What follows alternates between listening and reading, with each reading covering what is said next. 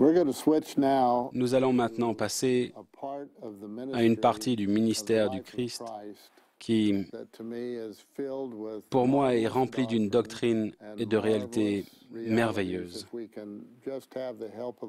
Puissions-nous avoir l'aide du Seigneur, l'Esprit du Seigneur, avec nous pour étudier la dernière partie de la vie du Sauveur. Je ne vais pas parler de la crucifixion, mais nous allons parler de la résurrection, parce qu'en fin de compte, c'est l'une des grandes missions accomplies par la vie et le ministère du Sauveur du monde. Prenons donc le chapitre 24 de Luc. Camille, tu n'as pas encore lu, n'est-ce pas? Alors, tu veux bien lire à partir du premier verset? Le premier jour de la semaine, elles se rendirent au sépulcre de grand matin.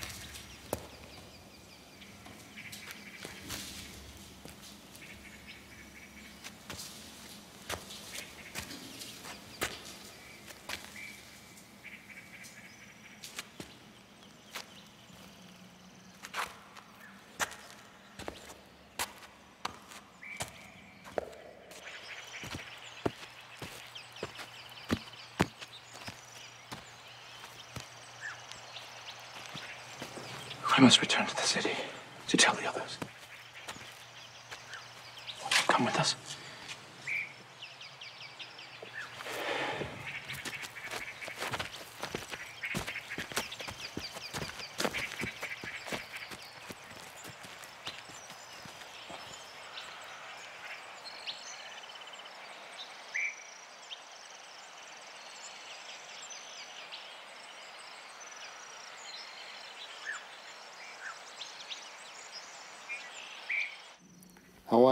Je veux m'adresser à vous toutes, jeunes filles de l'Église, et particulièrement aux jeunes filles qui assistent au séminaire. Le Seigneur a de l'amour pour les femmes. Il vous aime, filles merveilleuses. Il aime vos mères. Il aime vos grands-mères. Et il est intéressant de noter que les femmes aimaient Jésus. Vous, jeunes filles, qui allez au séminaire, vous jouez un grand rôle. Il n'y a pas de plus grand rôle dans l'Église que d'être une mère, d'être une fille fidèle de notre Père céleste et d'essayer de faire les choses que notre Père céleste veut que vous fassiez. C'est très intéressant que la toute première fois que Jésus a déclaré être le Christ, il l'ait dit à une femme, une Samaritaine, au puits de Jacob. Cela en dit beaucoup à vous toutes, jeunes filles qui faites le séminaire, et à vous, jeunes gens, qu'il faut honorer les jeunes filles. Elles sont précieuses pour Dieu. Elles sont précieuses pour le Seigneur Jésus-Christ. Maintenant, pour continuer, nous allons lire un peu plus dans le chapitre 20 de Jean. Lise, tu veux bien nous le lire, s'il te plaît? Cependant, Marie se tenait dehors près du sépulcre et pleurait. Comme elle pleurait, elle se baissa pour regarder dans le sépulcre. Et elle vit deux anges vêtus de blanc, assis à la place où avait été couché le corps de Jésus, l'un à la tête, l'autre aux pieds. Ils lui dirent, « Femme, pourquoi pleures-tu » Elle leur répondit, « Parce qu'ils ont enlevé mon Seigneur, et je ne sais où ils l'ont mis. » En disant cela, elle se retourna, et elle vit Jésus debout. Mais elle ne savait pas que c'était Jésus. Woman, why weepest thou? Whom seekest thou? Sir, if thou have borne him hence, tell me where thou hast laid him, and I will take him away.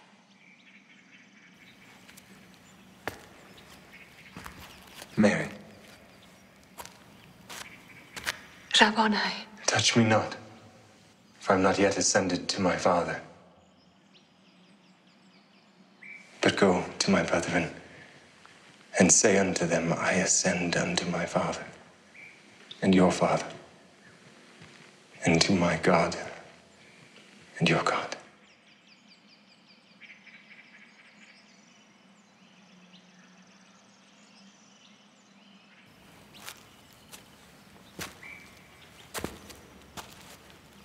Here we are at the garden tomb. Nous voici au jardin du sépulcre. Le Sauveur est ressuscité des morts. La résurrection qu'il a enseignée aux disciples a maintenant été accomplie. Marie en a été témoin. Le Sauveur lui parle en tant que Sauveur ressuscité et Rédempteur du monde. Réfléchissez à cela, au pouvoir de la résurrection. Nous parlons de l'expiation comme d'une partie très importante de nos croyances. C'est parce que tout est centré sur le sacrifice expiatoire du Fils de Dieu, parce qu'il a pris sur lui les péchés du monde, qu'il nous montre le chemin pour retourner en présence de notre Père céleste.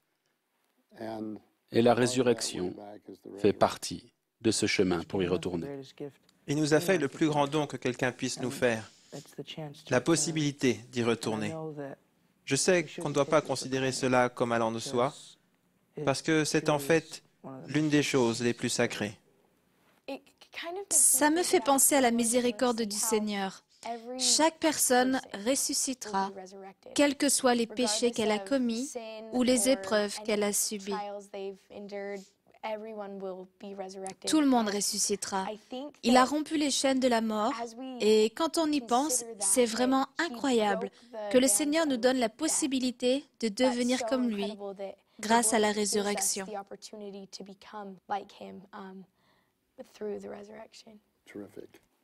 Formidable. Passons au verset 26. Malia, tu veux bien le lire? 8 jours après, les disciples de Jésus étaient de nouveau dans la maison, et Thomas se trouvait avec eux. Jésus vint, les portes étant fermées, se présenta au milieu d'eux et dit, « La paix soit avec vous. » Puis il dit à Thomas, « Avance ici ton doigt et regarde mes mains. Avance aussi ta main et mets-la dans mon côté. Et ne sois pas incrédule, mais crois. » Thomas lui répondit, « Mon Seigneur et mon Dieu. » Jésus lui dit, « Parce que tu m'as vu, tu as cru. Heureux ceux qui n'ont pas vu et qui ont cru. » C'est une chose très importante que tous les enfants de notre Père céleste doivent savoir. Nous pouvons croire et savoir que Jésus est le Christ. Nous n'avons pas besoin d'être en sa présence pour le savoir. Nous pouvons le savoir. Et comment pouvons-nous le savoir? Parce que j'étudie les Écritures et que j'entends qu'il est le Christ chaque jour. Je vais au séminaire et je suis l'Esprit. C'est formidable. Maintenant, je veux vous emmener pendant une minute au 4e étage du temple de Salt Lake City. Je peux le faire parce que c'est là que nous nous réunissons, la première présidence et le collège des 12. Il y a 3 beaux tableaux que les 12 regardent. L'un d'eux représente le Sauveur appelant les 12 à venir de leur bateau.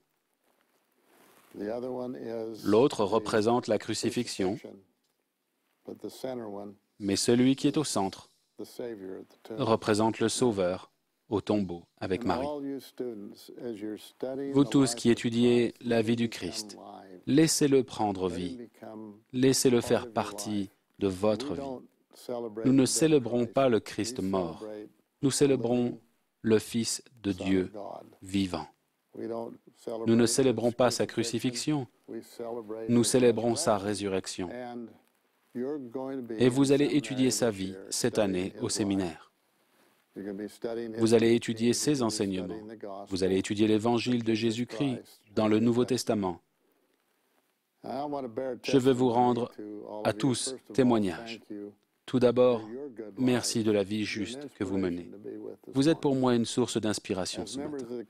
En tant que membre du Collège des 12, nous sommes envoyés en mission pour lui, dans le monde entier. Quand on a la responsabilité d'un membre du Collège des 12 à travers le monde, il est impossible de ne pas vous dire à vous et à tous les élèves de séminaire qu'il vit. C'est son Église.